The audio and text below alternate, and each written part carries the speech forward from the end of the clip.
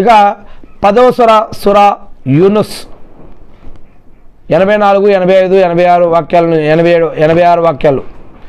మూసా అలైహిస్సలాం తన వారిని ఉద్దేశించి, నా జాతి ప్రజలారా, మీరు అల్లాహ్ను విశ్వసించేవారే కనుక అయితే, మీరు ముస్లింలే కనుక అయితే ఆయన్ని మాత్రమే నమ్ముకోండి అని అన్నాడు. దానికి వారు, మేము అల్లాహ్నే నమ్ముకున్నాము, మా ప్రభు మమ్మల్ని ఈ యొక్క దుర్మార్గుల పరీక్షా సాధనంగా మమ్మల్ని చేయకు అని వారు ప్రార్థించారు. నీ కృపతో మమ్మల్ని ఈ అవిశ్వాసుల చెర నుంచి విడిపించు అని వారు వేడుకున్నారు. అల్లాహు.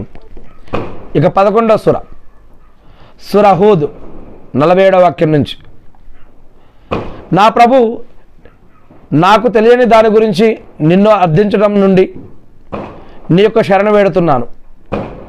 నీవు గనుక నన్ను క్షమించి దయదలచకపోతే నేను నష్టపోయే వారిలో చేరిపోతాను అని నూహ్ అలైహిస్సలాం నోవా ప్రవక్త అభ్యర్థించాడు.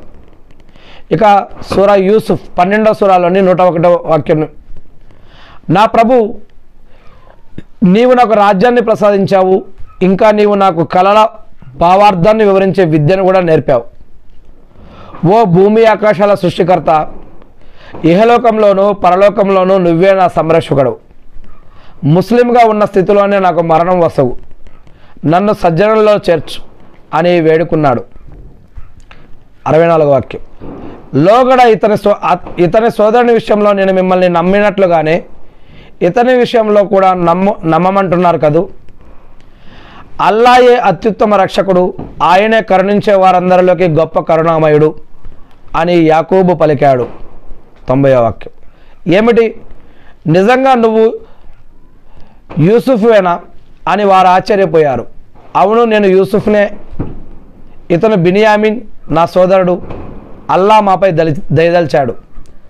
అసలు విషయం ఏమిటంటే, భయభక్తులతో సహన స్థైర్యాలతో మెలిగే సజ్జనుల ప్రతిఫలాన్ని అల్లా వృధా పోనివాడు అని యూసుఫ్ చెప్పాడు. అల్లాహు అక్బర్.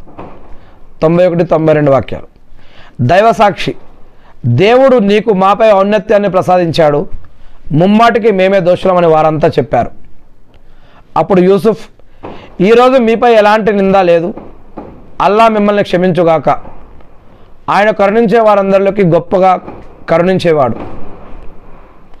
33, 34 వాక్యాలు, అప్పుడు యూసుఫ్, ప్రభు ఈ స్త్రీలు దేనికోసం నన్ను పిలుస్తున్నారో దానికన్నా కారాగారమే నాకు ప్రీతికరమైంది.